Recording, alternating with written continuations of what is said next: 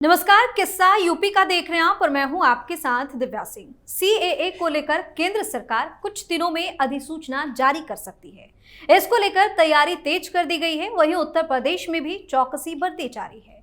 UP के DGP Prashant Kumar ने प्रदेश में सीएए लागू करने की बात पर कहा कि प्रदेश की पुलिस पूरी तरह से तैयार है। इसके अलावा डीजीपी ने प्रदेश में कानून व्यवस्था को बिगाड़ने वालों के बारे में बताया कि उनके पास डंडा भी है और डेटा भी है। डीजीपी ने प्रदेश के लोगों को आश्वासन दिलाया कि प्रदेश में इस दौरान कानून व्यवस्था नहीं बिगड़ेगी। आगे बताया कि हमारी तैयारी हमारी ट्रेनिंग का पार्ट है। हम ट्रेनिंग में इतना पसीना बहा रहे हैं कि खून बहाने की नौबत नहीं आएगी। इसी पर चर्चा करने के लिए मेरे साथ स्टूडियो मौजूद हैं कैपिटल टीवी के एग्जीक्यूटिव एडिटर राजीव जी। सर, आपका स्वागत है। धन्यवाद। यूपी में तो पूरी तरीके से चौकसी बरती जा रही है, एकदम फुल एक्शन मोड में है प्रशांत। क्यों है फुल एक्शन मोड में, ये सवाल उठता है क्योंकि केंद्रीय गृह मंत्री अमित शाह ने पहले कहा है, 2 बार कह दिया कि चुनाव की घोषणा से पहले सीएए का नोटिफिकेशन जारी होगा। अब सीएए का नोटिफिकेशन जारी होगा तो इसका मतलब है कि जिहादियों की फौज सड़क पर उतरेगी।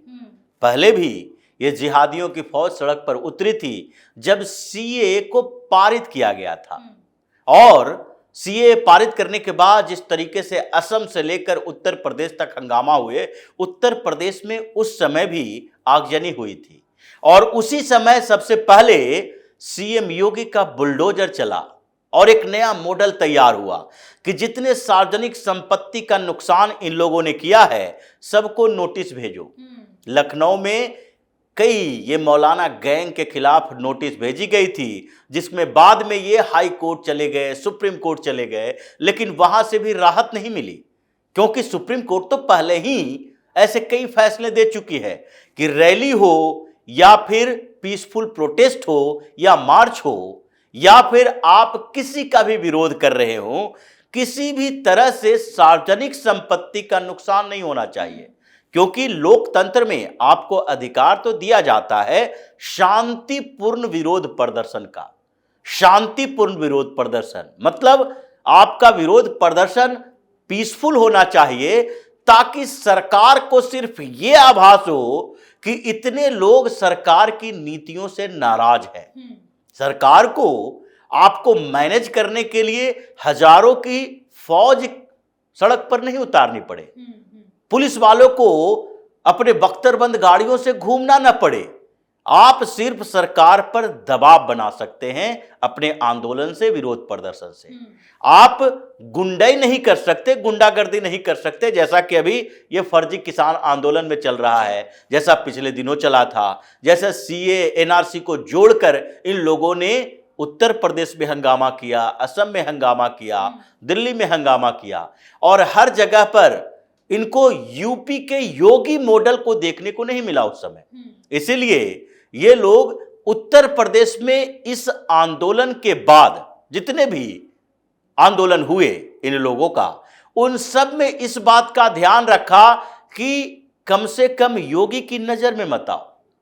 आंदोलन करो, हंगामा करो, लेकिन कभी कभी किसी भी तरीके से अगर देखा जाए तो कभी कभी इन लोगों ने गलतियां की भावावेश में आके और फिर उसका दुष्परिणाम देखने को मिला। तो इसलिए आशंका तो है कि चुनाव से पहले अगर नोटिफिकेशन जारी होगा तो चुनाव से पहले ये लोग हंगामा करेगा। तो क्या दिक्कत है, किस तरह का डर सता रहा है इन लोगों को? डर नहीं है, डर पैदा करना है। डर क्या है? अगर सीएए की बात करें तो ये ऐसा कानून है, नागरिकता संशोधन कानून, जिसमें किसी मुसलमान की नागरिकता यहां से जानी नहीं है, दूसरे लोगों की नागरिकता मिलनी है। मतलब अफगानिस्तान, पाकिस्तान और बांग्लादेश।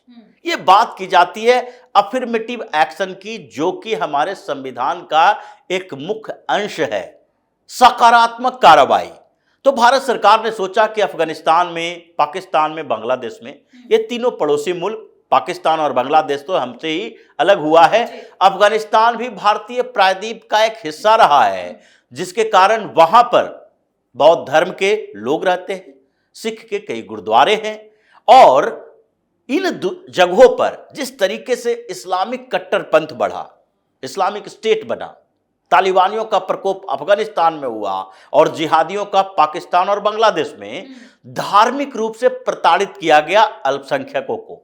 वहां के अल्पसंख्यक कौन है? वहां के अल्पसंख्यक हिंदू हैं, सिख हैं, जैन हैं, बौद्ध हैं, ईसाई हैं। तो इसलिए ये अफर्मेटिव एक्शन के तहत इन तीनों देशों से जो धार्मिक रूप से अल्पसंख्यक है उसको भारत की नागरिकता देने के लिए कुछ सुविधाएं दी गई। मतलब समय को कम किया गया, 7 साल में ही आप यहाँ के नागरिक बन सकते हैं, अप्लाई कर सकते हैं। यहाँ पर जो रिफ्यूजी कैंप में ये लोग रह रहे हैं, जिसको सरकार ने वहां से यहाँ आने की इजाजत दी, उन लोगों को रिफ्यूजी न बताया जाए, वो क्योंकि वो धार्मिक रूप से वैसे प्रताड़ित होके मुसलमानों के अत्याचार सहते हुए यहाँ पर भागकर आए हैं। और इसलिए हिंदुस्तान में अगर उनको शरण नहीं दी जाएगी तो कहां जाएगा? वो अरब देशों में तो जा नहीं सकता। रोहिंग्या मुसलमान म्यांमार से भगाया जाता है तो दरवाजा कौन खोलता है? सबसे पहले दरवाजा बांग्लादेश खोलता है, दरवाजा अरब के देश खोलते हैं। सीरिया से भगाया जाएगा और इराक से भगाया जाएगा तो उसके आसपास के मुस्लिम देशों के लिए समस्या है। ये यूरोप ने इन लोगों को शरण दी और उसका दुष्परिणाम भुगतना पड़ रहा है। फ्रांस में अटैक हो रहे हैं, स्वीडन में अटैक हो रहे हैं, ब्रिटेन बड़ा मानवाधिकारवादी बना, वहां भी कई हमले हुए। इसलिए ये जो वहां से आने वाले लोग हैं उसको सुविधा दी जाएगी, यहां के लोगों को सुविधा छीनी नहीं जाएगी। लेकिन इन लोगों का क्या मानना था कि भाई पाकिस्तान, बांग्लादेश, अफगानिस्तान के मुसलमानों को क्यों नहीं? वहां के मुसलमानों को यहां की नागरिकता लेने पर पूर्ण प्रतिबंध नहीं है, लेकिन एक रूट है और उस रूट के तहत आपको यहां की नागरिकता लेनी पड़ेगी। अदनान सामी को नागरिकता दी गई हिंदुस्तान की, वो तो पाकिस्तानी था। तो इसलिए वो दिक्कत नहीं है, वो सुविधाएं आपको अतिरिक्त नहीं दी जाएगी जो वहां के हिंदुओं, सिखों और ईसाइयों, जैन धर्म, ये जैन बौद्ध को दी जाएगी। लेकिन इन लोगों को डर नहीं था, डर पैदा करना था।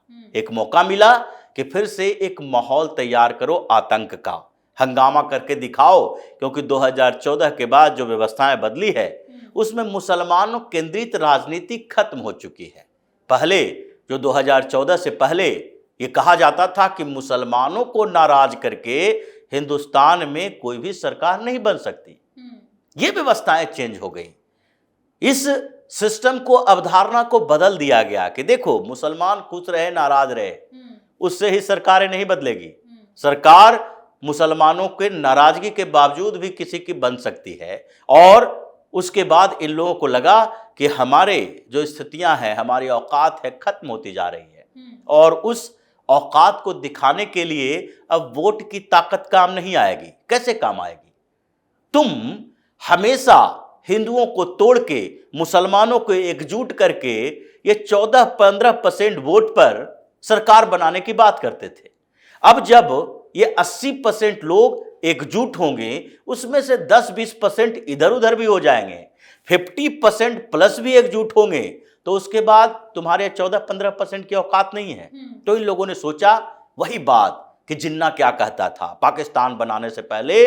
जिन्ना यही बात तो करता था कि अगर पाकिस्तान नहीं बनेगा, हिंदुस्तान के अंदर ही पाकिस्तान, बांग्लादेश का पूरा क्षेत्र अगर रहेगा तो इसमें 30% मुसलमान हो सकता है, लेकिन 70% तो हिंदू ही रहेंगे।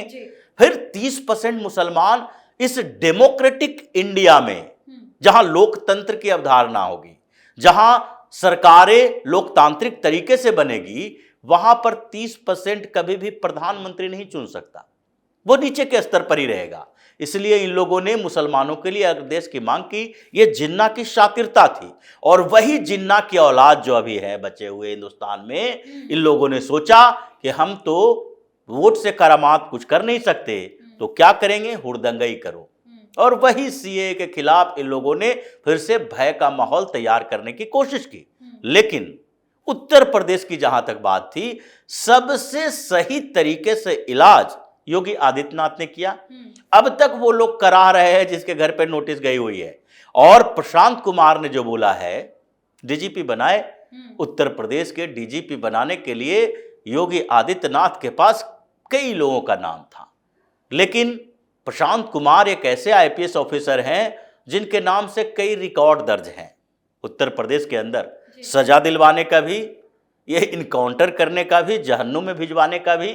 इसलिए इनके ऊपर जिम्मेदारी दी गई और इन्होंने जो बात कही है कि हम ट्रेनिंग में इतने पसीना बहाते हैं कि हमें खून बहाने की जरूरत न पड़े, ये खून बहाने की नौबत किसकी नहीं आएगी।